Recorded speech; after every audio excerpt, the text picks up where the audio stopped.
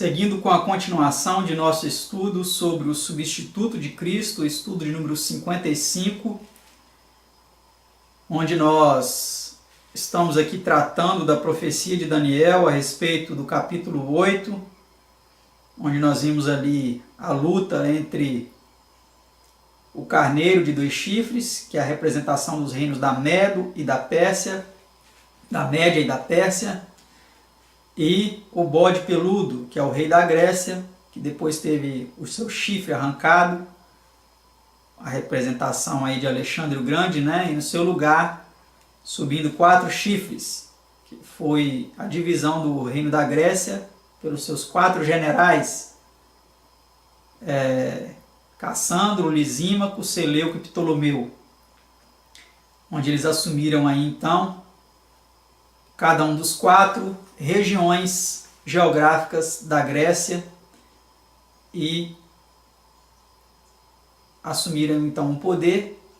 E nós vimos depois então que surgiu uma ponta pequena, né, entre esses reinos, que é a representação aí então de Roma, primeiro Roma pagã, né, e depois o poder romano papal.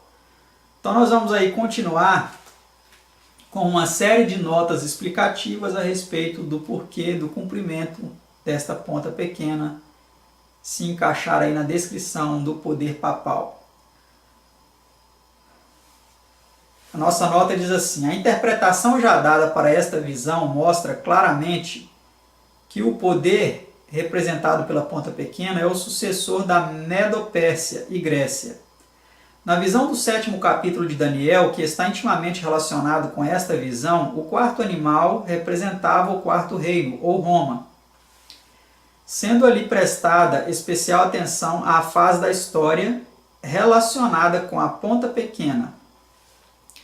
Como demonstram os atos que lhes são atribuídos, essa ponta pequena, surgida dentre os 10 reinos em que Roma ficou dividida, devia ser um poder religioso político que mudaria os tempos e a lei de Deus. Na visão do 8º capítulo, as características eclesiásticas desse 4º poder mundial são especialmente apontadas e postas em relevo, e por esta razão, o único símbolo ali usado para representá-lo é a ponta pequena, que cresceu muito. A religião de todas as 4 grandes monarquias mencionadas nestas profecias era o paganismo, mas o paganismo da antiga Babilônia reproduziu-se na Roma pagã, sendo então adotada pela Roma papal. A ponta pequena do 8º capítulo representa Roma, tanto pagã como papal, em seu aspecto eclesiástico, com sua união de paganismo e mais tarde de cristianismo apostatado com o poder secular. Com suas perseguições anticristãs dos santos de Deus, com sua perversão do sacerdócio de Cristo, e com sua afirmação de autoridade tanto temporal como espiritual sobre todo o mundo. É evidente que Roma pagã é introduzida nesta profecia principalmente como meio de determinar a localização e as obras de Roma papal, e as características de Roma pagã como típicas das verificadas em Roma papal. A cuidadosa comparação de Daniel 7, 21 e 25 com Daniel 8, 10 a 12 e 2 Tessalonicenses 2, 3 e 4 justificará plenamente esta conclusão. Tá certo, meus amados? Então, como nós vimos aí, nós vimos claramente o cumprimento dessa profecia no poder romano, dessa ponta pequena. Uma ponta que a princípio ela surgiu pequena, mas depois a profecia aponta que ela cresceu muito. Ela cresceu muito, né? A sua supremacia teve uma abrangência muito grande, fazendo com que essa ponta pequena ganhasse uma notoriedade e uma supremacia mundial. Primeiro, na sua fase pagã, onde Roma subjugou muitos reinos, até o povo judeu, né? Nós percebemos isso claramente nos evangelhos ali, quando conta as histórias da influência do poder romano ali, até mesmo na crucifixão de Cristo. E depois, em sua fase papal, né? Nós percebemos o seu poder perseguidor, tanto na sua fase pagã, quando ela matou muitos cristãos, quanto na sua fase papal, onde ela perseguiu também e matou, na chamada Santa Inquisição, né? Milhões e milhões de santos, ou seja, de justos, de pessoas que buscavam santificar suas vidas pela obediência à verdade. Verdade essa que Roma papal lançou por terra e que prosperou fazendo isso, né? Mas vamos continuar aí em nossas notas explicativas para compreender um pouco melhor a respeito do cumprimento profético dessa profecia de Daniel capítulo 8. Os romanos não podiam esquecer, nunca esqueceram, que já haviam sido dominadores e governadores do mundo, mesmo depois de se haverem tornado inteiramente incapazes de governarem-se a si próprios e deixarem de governar outros. Ainda conservavam a têmpera e usavam a linguagem de senhores. Na ausência de um imperador no Ocidente, os papas rapidamente adquiriram influência e poder e logo construíram um império eclesiástico que a certos respeitos substituiu o velho império e continuou sua obra civilizadora. Então tá aí a referência, né, dessa citação. Próximo parágrafo diz: o exército e as estrelas de Daniel 8:10 são o mesmo que os santos do Altíssimo de Daniel 7:25. Então aí, lembra que eu disse que nós viríamos depois o significado daquele exército que será tirado, né? Então, o exército e as estrelas de Daniel 8:10 são o mesmo que os santos do Altíssimo. São o exército de Deus, os seus santos, o seu povo, né? Então, o exército, as estrelas e os santos do Altíssimo são a mesma coisa, né? E o príncipe dos exércitos de Daniel 8:11 é o príncipe dos príncipes, ou Cristo. Quando o mesmo ser apareceu a Josué, aplicou a mesma expressão a si próprio. Nós vemos ali em Josué 5:13-15, ele afirmando que era o príncipe, né, dos exércitos celestiais. Em Daniel 8:11-13, na versão de João Ferreira de Almeida, a palavra sacrifício foi posta pelo tradutor depois de contínuo. Isso aqui é interessante, tá, gente? Mas isso parece dar um sentido muito restrito ao termo contínuo.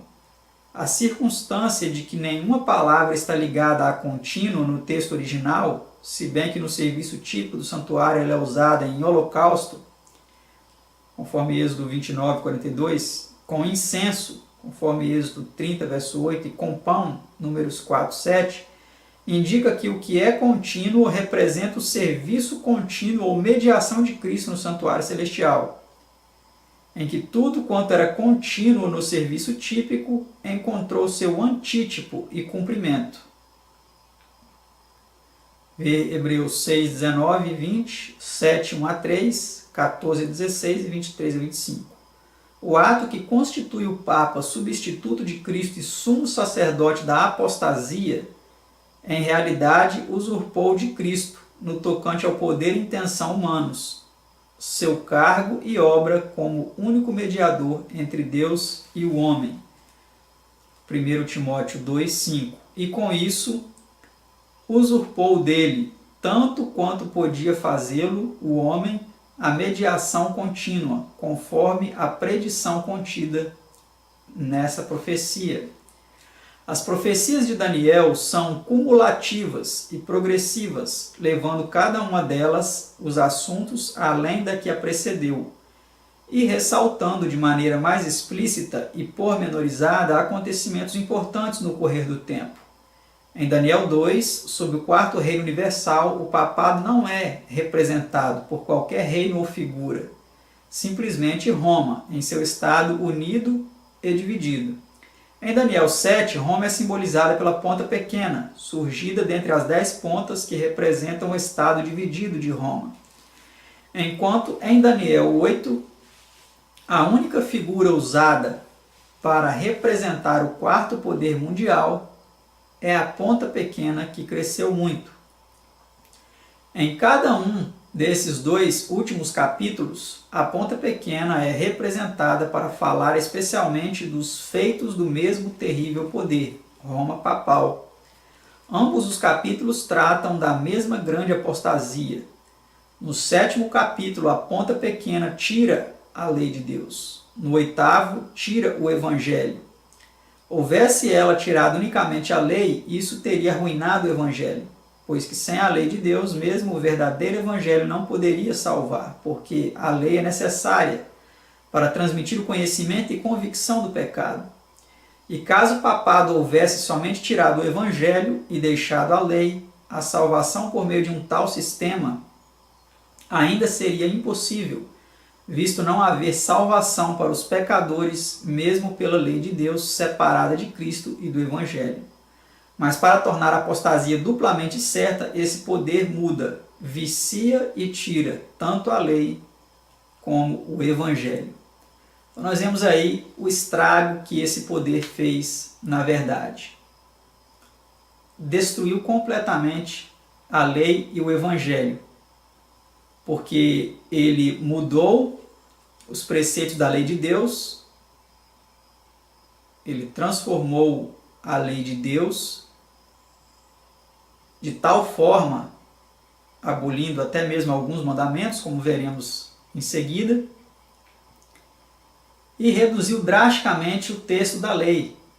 A lei, de várias palavras, ela passou a ser bem reduzida a pouquíssimas palavras, de tamanha adulteração que foi feita na lei de Deus por este poder, o poder papal.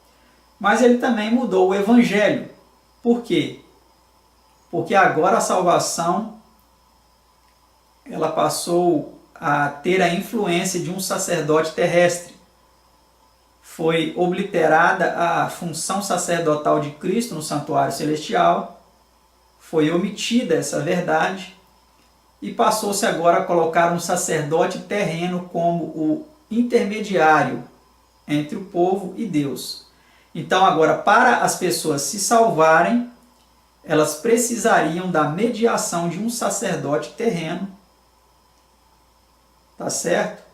No qual as pessoas deveriam até pedir perdão para esse sacerdote, e esse sacerdote agora passaria a ditar regras criadas por esse próprio poder para, então, a sua salvação. Então nós vemos aí a terrível desgraça que este poder causou na verdade, destruindo a verdade e lançando a verdade por terra. Como eu havia dito, nesse próximo slide agora veremos como foram feitas algumas mudanças na lei de Deus por este poder, o poder papal. A notinha diz assim: com a mudança do sábado, o papado feriu diretamente o coração e selo da lei de Deus, da mesma maneira que o substituir pelo seu, o sistema mediador de Cristo, feriu diretamente o santuário celestial e seu serviço, que em sua epístola aos Hebreus, São Paulo mostra ser o próprio coração e essência do Evangelho. Então, aí no lugar de guardar o sábado, né? Como vem dizendo o mandamento, lembra-te do dia de sábado para o santificar, 6 dias trabalharás e farás toda a tua obra, mas o 7º dia é o sábado do Senhor teu Deus. Esse poder colocou guardar domingos e festas. Então agora os feriados católicos e os domingos, eles são até gerais, né? Eles são até colocados como imposição ao povo para que se observe, o comércio fecha, e, querendo ou não, nós temos que guardar, né, vamos dizer assim, esses feriados para, então, estarmos aí em conformidade, de certa forma, com este poder. mas nós percebemos que este sacerdócio, como vemos aí na ilustração, né, ele também usurpou a função sacerdotal de Cristo, colocando aí então no lugar do sacerdócio de Cristo no santuário celestial um sacerdote terreno, que ministra aí até com incensários e outras coisas mais, em substituição e oposição ao sacerdócio de Cristo, né? Mas o mandamento do sábado, o quarto mandamento, não foi o único a ser mudado por este poder. A nota aí do nosso livro Estudos Bíblicos não menciona, mas nós podemos perceber também que o segundo mandamento da lei de Deus, que refere-se a não fazer imagens de esculturas e nem se inclinar e nem adorar essas imagens, ele também foi substituído, ele foi excluído, para dizer a verdade, ele foi excluído. E o 10º eles dividiram em 2, né? Não cobiçar a mulher do próximo e não cobiçar as coisas alheias. Então, o 10º mandamento que fala: não cobiçarás a casa do teu próximo, nem nada que pertence ao teu próximo, nem seu boi, nem seu jumento, nem seu animal, nada que pertence ao seu próximo, eles dividiram em 2 para preencher aí a lacuna que eles deixaram, o espaço vago que eles deixaram ao excluir permanentemente o segundo mandamento, que fala para não fazer imagens e não adorar imagens. Então, percebemos que este poder, de forma arrogante, de forma atrevida, ele destruiu, ele tentou mudar. Ele mudou de certa forma em alguns aspectos, porque eu digo tentou, porque é impossível mudar aquilo que Deus estabelece. Mas ao tomar essa atitude de mudar a lei e o evangelho e ensinar assim a muitas pessoas, é dito que este poder prosperou no que fez. E hoje nós vemos aí, né, a maioria do mundo cristão é católico, né, a esmagadora maioria, né? Vamos para a pergunta 20. Que pergunta foi feita a qual o profeta ouviu? Vamos ver que pergunta foi feita a ele e ele ouviu atentamente.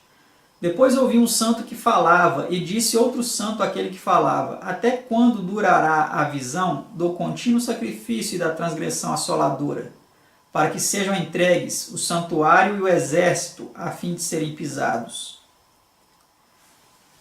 Pergunta 21. Que resposta foi dirigida a Daniel?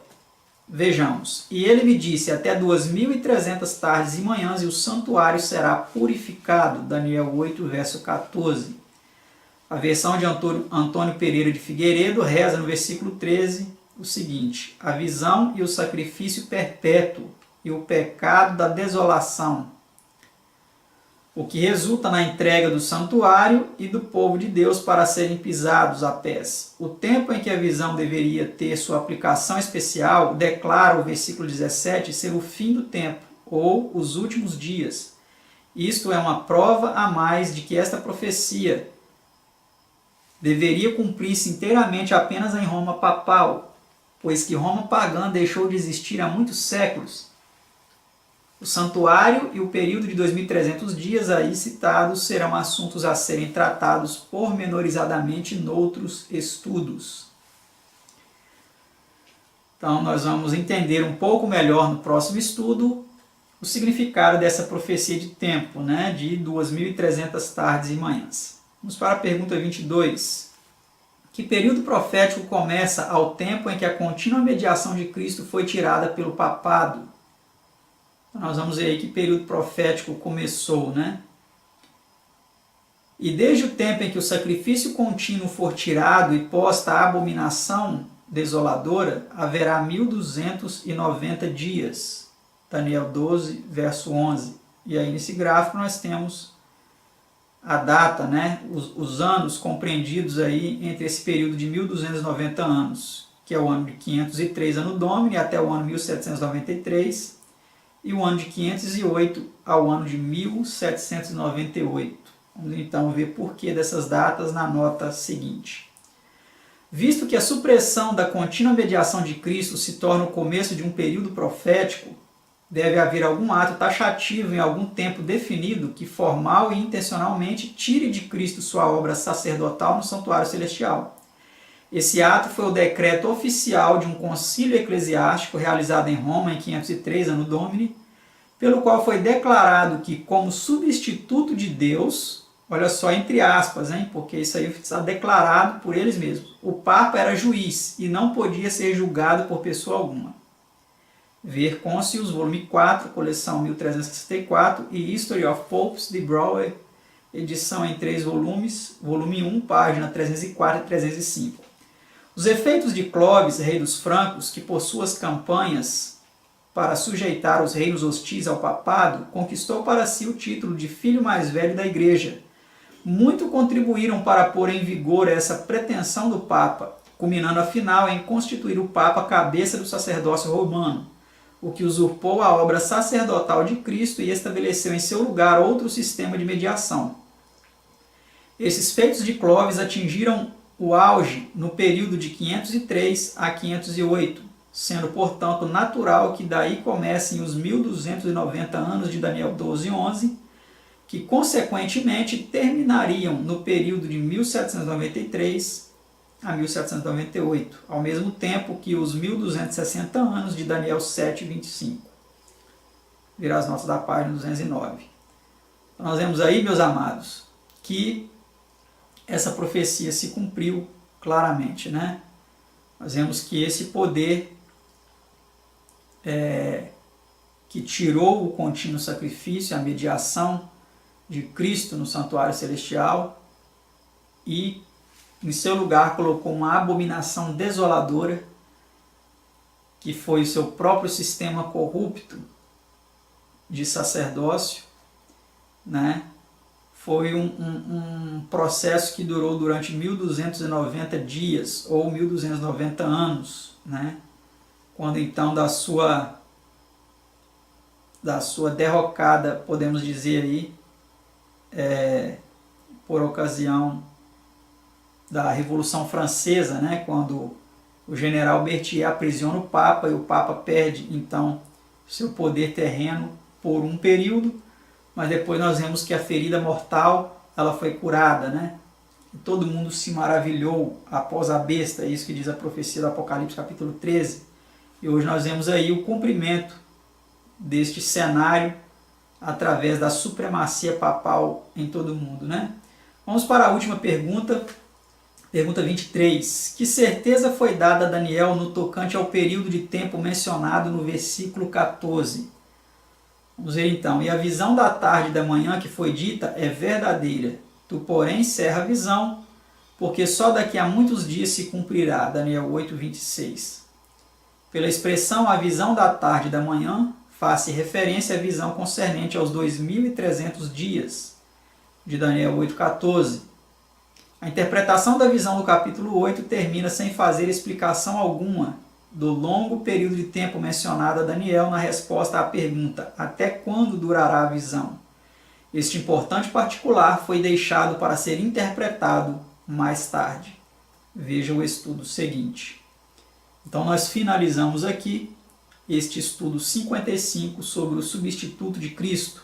Entendemos que essa palavra é usada pela própria Igreja Católica Apostólica Romana ao chamar o Papa como o vigário de Cristo, ou seja, o substituto de Cristo, aquele que faz as vezes de Cristo na terra, e também através de todo um sistema corrupto de sacerdócio que lançou a verdade por terra e prosperou nesta obra.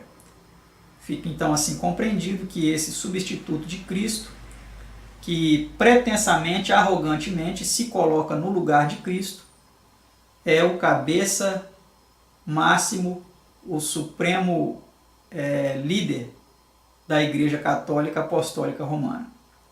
Talvez você tenha ficado impressionado, ou até mesmo revoltado, ou até mesmo insatisfeito com essas colocações. Eu não sei qual será a sua postura, mas essa verdade é uma verdade inconteste, confirmada através dos rumos que essa igreja tomou ao longo da história e através da própria história que testifica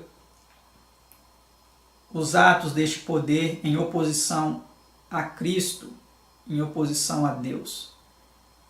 Nós teremos mais detalhes nos próximos estudos a respeito do cumprimento profético desses detalhes, mas um fato que nós queremos deixar aqui bem claro é que nós não nos colocamos contra nenhuma pessoa católica ou de qualquer outra denominação.